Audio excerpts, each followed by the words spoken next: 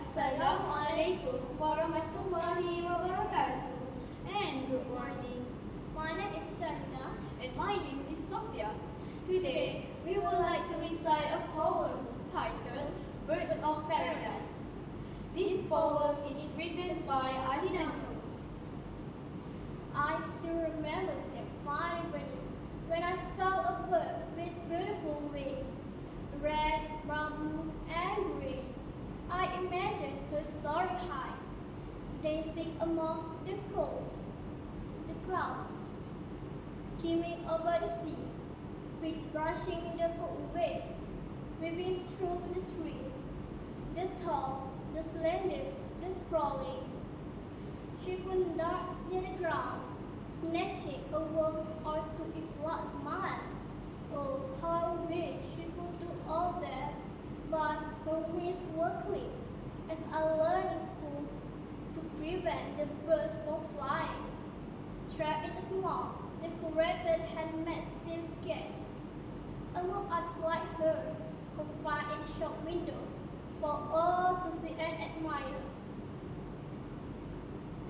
Then an old man stepped out of the shop, smiling at the beautiful birds.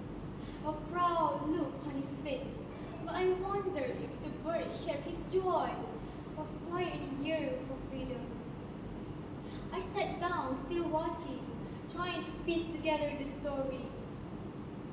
Did this man invade their homes, mistaken for a seeker of fruits, gaining their trust? And they let him in. They let him in, not knowing he will burn the trees in search of his own twisted notion of food. Their home sweet home, their heaven now lost. This human caused catastrophe must have taken almost everything: their families, their homes, their future, their souls. Yet perhaps, in his generosity, he claimed to protect them, while the true danger lies with him, a monster in disguise.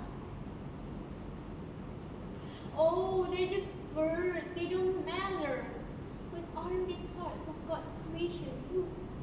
They breathe, we breathe. They eat, we eat. They live, we live. They strive to survive, just as we do. So why the bias? What makes us different? The sun was setting, and I lingered, wondering, what if they aren't birds? What if they aren't birds with pairs of beautiful clipped wings? What if they aren't birds that could soar high in the sky?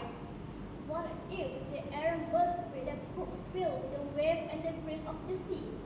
What if they aren't birds that could fly between the trees? What if they aren't birds but they still wish they could get food and not be hungry? What if they aren't birds and they yearn for freedom, just like us? As the shop closed and the darkness fell, the birds remained, and I stood heavy-hearted. Perhaps they were waiting for me to set them free. Or maybe they saw me as a monster, complicit in their silence, for merely watching and doing nothing. Overwhelmed, I lost my voice, or was it guilt? My hands shook, my legs trembled, and the only words I found were, I am sorry. With that, thank you.